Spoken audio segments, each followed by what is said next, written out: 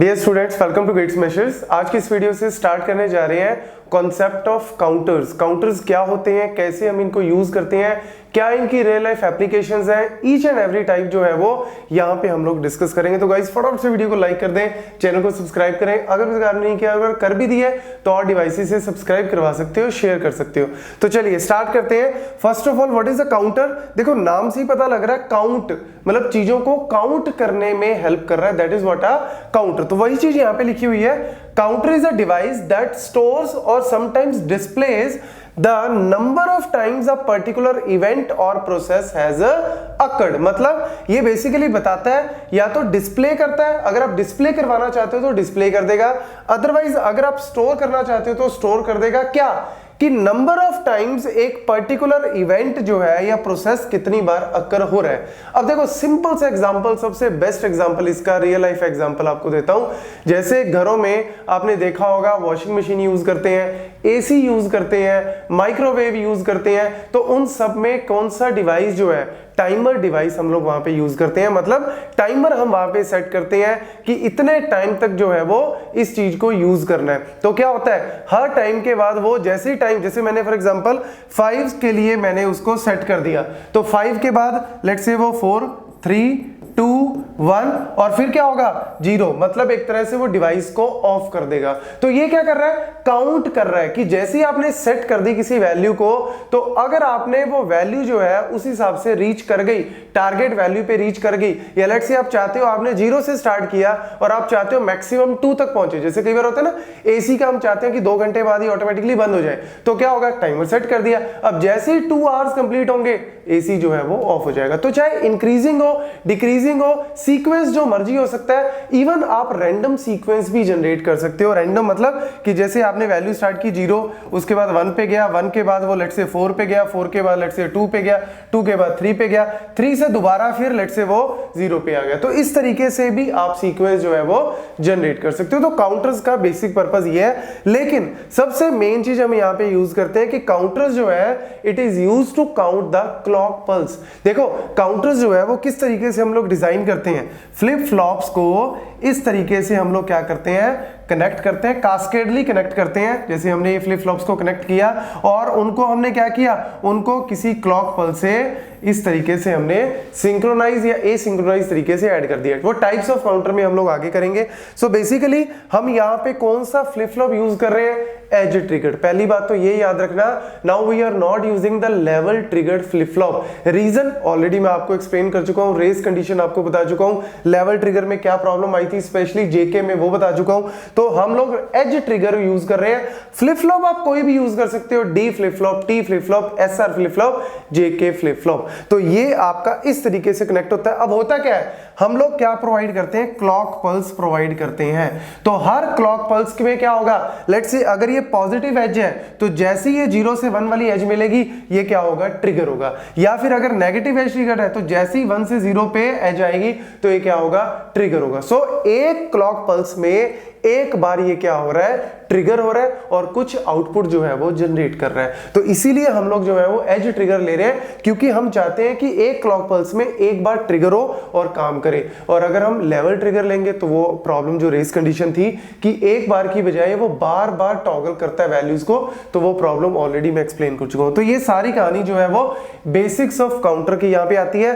अब आपके competitive exam की बात करें, कॉलेज यूनिवर्सिटी एग्जाम की बात करें या इंटरव्यूज में भी बात करें, तो सबसे पहली चीज आपको पूछी जाती है ये, that is how to find the mod value of a counter. सुना होगा आपने mod 5 counter, mod 10 counter, mod ये काउंटर। तो इसका मतलब क्या है, मोड का मतलब क्या होता है, जैसे आपको सीक्वेंस दे दिया, आपको कुछ ना कुछ सीक्वेंस दे दिया कि आपका जो काउंटर है वो कैसे काउंट कर रहा है, 0 से 1, 1 से 2 पे गए, 2 के बाद 3 पे गए, 3 के बाद 4 पे गए और 4 से दोबारा 0 पे आ गए। मतलब आपका काउंटर इस तरीके से काउंट कर रहा है कि जैसे ही आपने क्लॉक पल्स लगाई पहली क्लॉक लगाई वो 0 से 1 पे चला गया। जैसे ही आपने क्लॉक 2 लगाई, C2 का मतलब क्लॉक 2, मैं शॉर्ट फॉर्म में लिख रहा हूं, जैसे ही क्लॉक 2 लगाई वो 1 से 2 स्टेज पे चला गया। जैसे ही क्लॉक 3 लगाई वो 2 से 3 पे चला गया। जैसे ही क्लॉक 4 लगाई वो 3 से 4 पे चला गया। और जैसे ही क्लॉक 5 लगाई वो 4 से 0 पे चला गया। मतलब स्टार्टिंग स्टेट, अगर लेट्स से 0 मेरी स्टार्टिंग है तो घूम के वो 0 पे चला गया। तो यानी यहां पे मैं मोड की वैल्यू कैसे कैलकुलेट करूंगा? मोड की वैल्यू क्या होती है? Number of different states, number of different states की मतलब आपने जो सीक्वेंस यहां पे लिखा हुआ है उस सीक्वेंस में नंबर ऑफ डिफरेंट स्टेट्स कितनी है, that will be the mod value. तो देखो यहां पे 0 पहली स्टेज, मतलब आपको डिफरेंट वैल्यूज कैलकुलेट करनी है। तो 0 1 2 3 4 टोटल कितनी डिफरेंट स्टेट्स हो गई? 0 1 2 3 4 5 डिफरेंट स्टेट्स हो गई। तो यानी आपका मोड 5 काउंटर कहलाएगा। सिंपल सी बात है। कई बार स्टूडेंट को लगता है कि सर सीक्वेंस में जो सबसे बड़ी वैल्यू होती है वो मोड होता है या सबसे छोटी वैल्यू मोड होता है। भैया सिंपल सी बात है, नंबर ऑफ डिफरेंट स्टेट्स। ठीक है, सीक्वेंस आपको कोई भी दे सकते हैं। लेट्स से मैं सीक्वेंस दे दूंगा आपको 1 1 के बाद 2 पे गया, 2 के बाद 4 पे गया, 4 के बाद लेट्स से 7 पे गया, 7 के बाद 5 पे गया, 5 के बाद लेट्स से दोबारा फिर 1 पे आया। ठीक है, कोई भी सीक्वेंस आपको इस तरीके से दे दिया। इसका मतलब क्या है? जैसे ही आपने लेट्स से अगर ये मेरी स्टार्टिंग स्टेट थी, कोई ना कोई स्टार्टिंग स्टेट तो होएगी एट प्रेजेंट, किसी वैल्यू पे तो होएगा ही वो। तो मैंने जैसे ही क्लॉक पल्स 1 लगाई तो ये 1 से 2 पे चला गया। क्लॉक पल्स दूसरी लगाई तो 2 से 4 पे। क्लॉक पल्स तीसरी लगाई तो 4 से 7 पे। क्लॉक पल्स चौथी लगाई तो 7 से 5 स्टेज पे। और जैसे ही क्लॉक पल्स 5th लगाई तो ये 5 से 1 पे आ गया। इस तरीके से तो यहां पे मोड की वैल्यू क्या हो जाएगी? डिफरेंट स्टेट्स निकाल लो। 1 2 3 4 5 डिफरेंट स्टेट्स, 1 2 3 4 5, यानी ये क्या हो गया? मोड 5 काउंटर हो गया। ठीक है, तो सिंपल सी बात है। नेक्स्ट आपको क्या पूछ सकते हैं? कई बार इस तरीके से क्वेश्चन आ जाता है कि after this clock pulse what will be the state of the counter.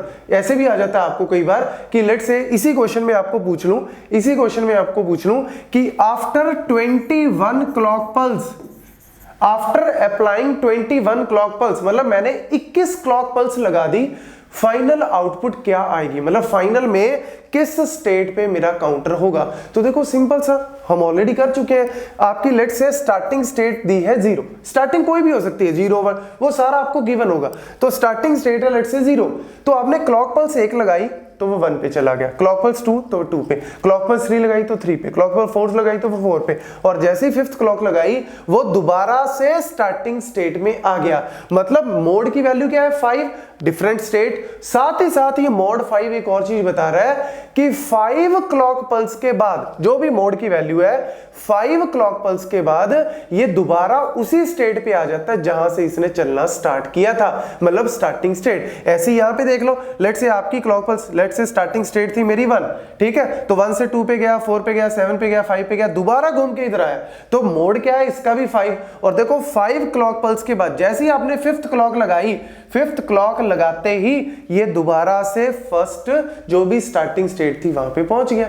तो यानी अब आपको अगर ये फाइंड करना हो कि 21 क्लॉक पल्स के बाद ये कहां होगा, तो देखो सिंपल कैलकुलेट कर सकते हो। लेट्स से ये मेरी स्टार्टिंग थी तो 5 के बाद ये यहां पे पहुंच जाएगा, फिर 10 के बाद भी तो यहीं पे होगा, फिर 15 के बाद ये यहीं पे होगा, फिर 20 के बाद भी यहीं पे होगा। तो 20 पे वो दोबारा यहां पे आ गया। तो जैसे ही आप 21st वाली लगाओगे तो ये 1 वाली वैल्यू पे पहुंच जाएगा। That's it. ऐसे ही अगर आप यहां पे कैलकुलेट करना चाहते हो तो लेट्स से अगर मैं इस तरीके से दे दूं आपको कि लेट्स से मेरी स्टार्टिंग स्टेट है 4, स्टार्टिंग स्टेट है मेरी 4, जस्ट फॉर एग्जांपल आपको सीक्वेंस दिया है, स्टार्टिंग स्टेट है 4, तो ये मेरे को बताओ कि after let's say 17 clock pulse, after 17 clock pulse ये कहां पे पहुंच जाएगा, किस स्टेट पे पहुंच जाएगा? तो देखो भाई मोड 5 है, ये कौन सा है? मोड 5। डिफरेंट स्टेट्स कितनी है? 5, मोड 5। और एक चीज और पता लग गई कि आफ्टर 5 क्लॉक पल्स ये दोबारा स्टार्टिंग स्टेट पे पहुंच जाएगा। देख लो आप, क्लॉक पल्स 1 लगाई 7 पे, क्लॉक पल्स 2 लगाई 5 पे, क्लॉक पल्स 3 लगाई घूम के 1 पे, क्लॉक पल्स 4 लगाई 1 से 2 पे, और क्लॉक पल्स 5 लगाई 2 से 4 पे पहुंच गया। तो यानी 5 के बाद 4 पे, 10 के बाद 4 पे, 15 के बाद 4 पे, उसके बाद 16 पे यहां, 17 पे यहां। तो लो जी आंसर क्या आ गया? 5, दैट्स इट। तो ये बड़े इंपॉर्टेंट पॉइंट्स हैं, बड़े छोटे पॉइंट्स हैं लेकिन बहुत ही इंपॉर्टेंट पॉइंट्स हैं, तो इनको यहाँ पे नोट कर लेना, क्योंकि इसके बाद एक और चीज हमें यहाँ पे करनी है, how to find the number of flip flops required to design mod N counter. इसी से आगे एक्सटेंड कर दिया, हमें पता लग गया, अब आपको पूरी कहानी पता लगी कि मोड कैसे रेगुलेट करते हैं, या फिर after how many clock pulse ये कहां पे होगा, ये सारा पता लग गया। नेक्स्ट पॉइंट आपको पूछेंगे, how to find the number of flip flops required.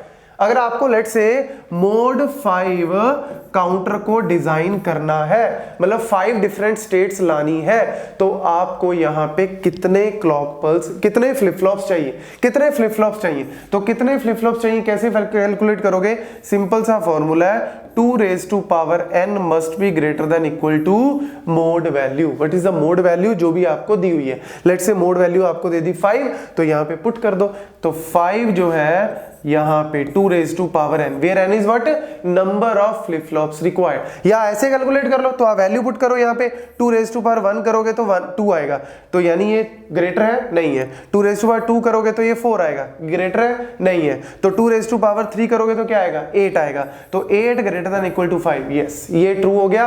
तो यानी कितने फ्लिप फ्लॉप्स लगेंगे, 3 फ्लिप फ्लॉप्स लगेंगे, या तो ये कर लो, अदरवाइज सिंपल याद रखो, जो भी आपको मोड की वैल्यू दी है, जो भी आपको मोड की वैल्यू दी है, log 2 मोड की वैल्यू ले लो और उसकी अपर वैल्यू, फ्लोर वैल्यू नहीं लेनी, सीलिंग वैल्यू लेनी है। तो अब आपको बोल दिया लेट्स से मोड 272, आपको बोल दिया जी मोड 272 कैलकुलेट करो, तो मोड 272 का मतलब क्या है, 272 की लॉग वैल्यू आप कैलकुलेट कर लो और अपर वैल्यू, तो वही हो गया 2 रेज़ टू पावर। अब देखो 2 रेज़ टू पावर 8 क्या होता है, 256 होता है, तो यानी उससे बड़ी वैल्यू है, यानी 8 पॉइंट समथिंग आएगा, तो 8 पॉइंट समथिंग की अपर वैल्यू मतलब 9। तो लो जी कितने फ्लिप फ्लॉप्स लगेंगे, 9 फ्लिप फ्लॉप्स लगेंगे, that's it. So this is how we can calculate the number of flip flops required. Last में एक छोटा सा पॉइंट और नोट कर लो, कई बार आपको इस तरीके से भी दिया होता है सीक्वेंस, आपको कई बार ना उलझाने के लिए एक बड़ा इंपॉर्टेंट पॉइंट बता रहा हूं, जैसे आपको सीक्वेंस दे दिया 0 से लेट से 1 से लेट से आपको दे दिया 4 के बाद आपको दे दिया 8 के बाद दे दिया 5 और 5 के बाद आपको 0, ठीक है। तो अब आपको पूछ लिया number of flip flops required, तो फटाफट से आप क्या करोगे, सर मोड वैल्यू कैलकुलेट करते हैं। मोड वैल्यू मतलब नंबर ऑफ डिफरेंट स्टेट्स, 1 2 3 4 5, दोबारा उसी पे आ गया, तो कितनी डिफरेंट है, 1 2 3 4 5, मोड 5 log 2 5 ले लिया, log बेस 2 5 ले लिया, 3 आंसर आ गया। तो आपका आंसर क्या आ गया, 3। बट ये क्या है, गलत आंसर है। क्यों, क्योंकि इसमें ध्यान से देखो वैल्यूज, आप स्टेट भी देखो ध्यान से, स्टेट 0 ठीक है, स्टेट 1 ठीक है, क्योंकि 1 बनाने के लिए मेरे को कितने कॉम्बिनेशन, 0 1 1 मतलब क्या होता है डिजिटल में 0 1, तो आप बना सकते हो। 4 क्या होता है 1 0 0, तो आप इजीली डिजाइन कर सकते हो। लेकिन गाइज 8 देखो, 8 की वैल्यू क्या होती है डिजिटल में, 1 ट्रिपल 0, क्या होती है 1 ट्रिपल 0। और आपने फ्लिप फ्लॉप्स कितने लिए हैं, 3। अगर 3 फ्लिप फ्लॉप लिए हैं, एक फ्लिप फ्लॉप 1 बिट को स्टोर करता है, एक फ्लिप फ्लॉप 1 बिट को स्टोर करता है, तो 3 फ्लिप फ्लॉप के हिसाब से कितनी बिट्स, कितने कॉम्बिनेशन बनेंगे, 8, मतलब 0 0 0 से लेके 1 1 1, मतलब ये जो आप 3 फ्लिप फ्लॉप ले रहे हो, इससे आप 0 0 0 से लेके 1 1 1 तक डिजाइन करते हो, मतलब 0 से 7, 8 उसमें नहीं आएगा। 8 के लिए आपको 4 बिट चाहिए, मतलब आपको 4 फ्लिप फ्लॉप लगेंगे। तो ये बड़ा इंपॉर्टेंट पॉइंट ध्यान रखना, इसमें आंसर क्या आएगा, 4 आएगा। तो यानी आपको ध्यान से क्या देखना है, अगर आपको डायरेक्ट मोड की वैल्यू दे दी कि मोड 270 मोड 150, तो आप डायरेक्ट लॉग लेके और अपर वैल्यू निकाल लो। लेकिन अगर आपको सीक्वेंस दी है ना इस तरीके से सीक्वेंस, तो सीक्वेंस में नंबर ऑफ डिफरेंट स्टेट भी देख लो और उसमें एक सबसे बड़ी वैल्यू भी देख लो, ठीक है। एक तो नंबर ऑफ डिफरेंट स्टेट्स देख ली, नंबर ऑफ डिफरेंट स्टेट्स देख ली, साथ ही साथ एक और चीज आपको क्या देखनी है कि सबसे लार्जेस्ट वैल्यू क्या है सीक्वेंस में सबसे लार्जेस्ट वैल्यू क्या है, दोनों में से आपको बताएगा कि yes what will be the number of flip flops required. Thank you.